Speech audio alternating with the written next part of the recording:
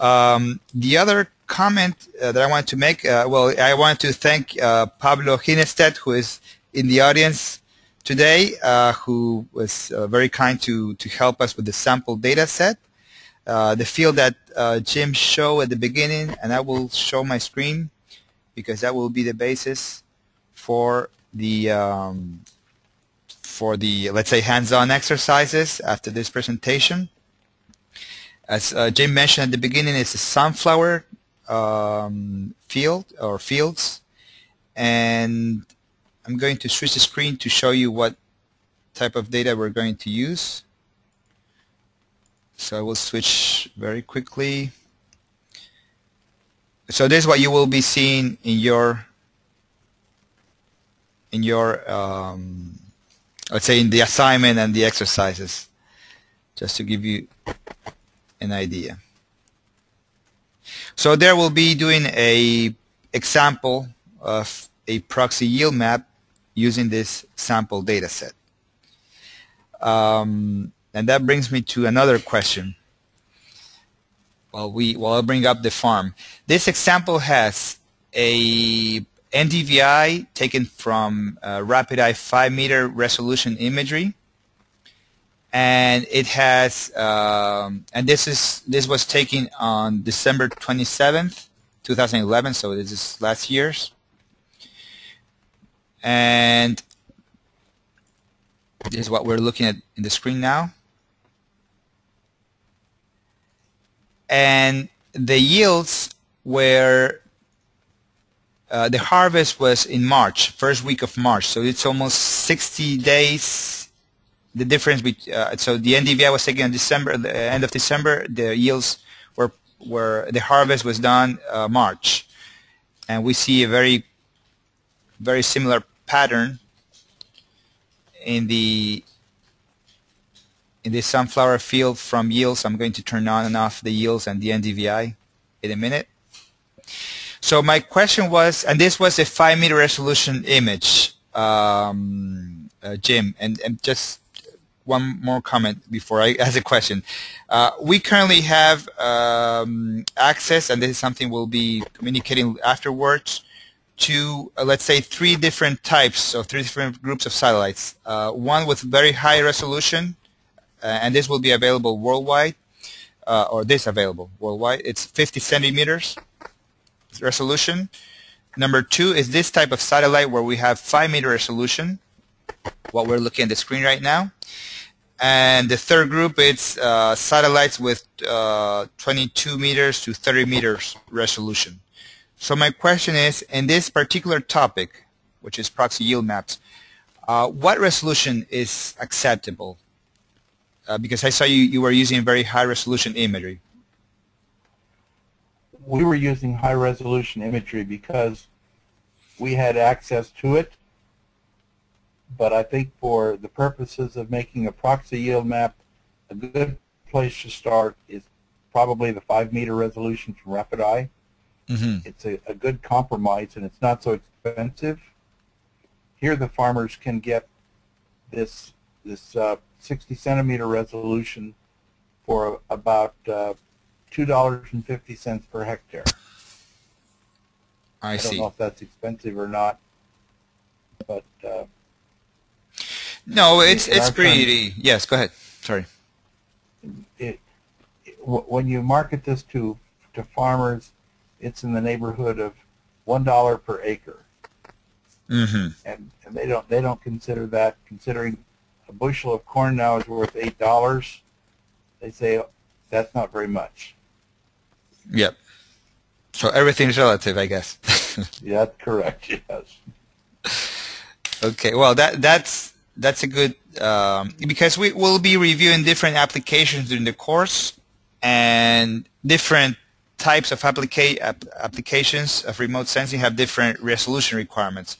So maybe building management zones, which Dr. Dave Franklin will develop this Friday. Maybe the resolution requirements are not so high, or maybe also productivity maps, especially in larger fields. We have used 20 and 30 meter resolution imagery. In this case, where we're trying to, let's say, in a way compete with the combine or provide better quality information than the combine, then I guess between 1 meter and 5 meter would be more in the reasonable range. So I'm just showing the sample data set that we'll give access afterwards, and we'll do a couple of exercises. I mean, we'll put some information available on what's the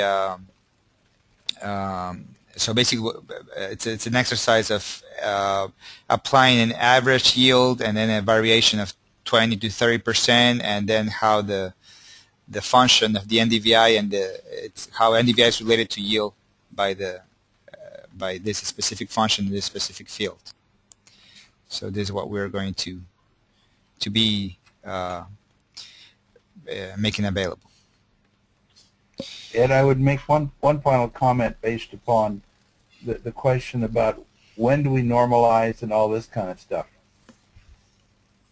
You would normally, or typically you would normalize the NDVI data if you want to go make additional decisions.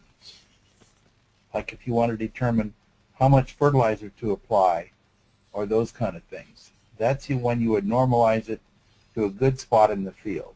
Mm-hmm. You don't have to normalize it in the process of only making that proxy yield map. Mm-hmm. But if you want to go further than that and make a quantitative decision, then you should normalize it within your field. Use a good happy crop in your field, and that's where the normalization comes in. I see. Yeah. So it's depends on what you want to see, maybe. That's correct. Okay. And the other thing I wanted to bring up is that the method or the approach is useful.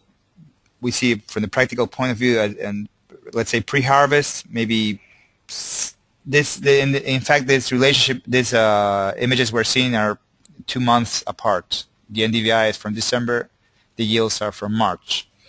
So in pre-harvest, it's a practical tool to, let's say, have a ballpark idea of what the yields will be and how they're distributed, or maybe how the yields are distributed, not because one of the input parameters is trying to estimate the average yield.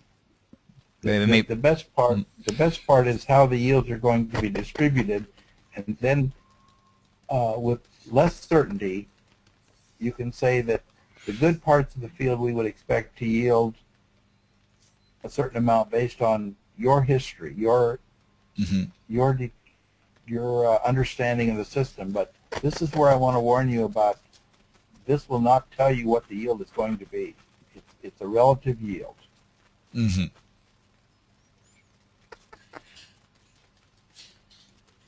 Okay. So yes, and the average yield will be a parameter.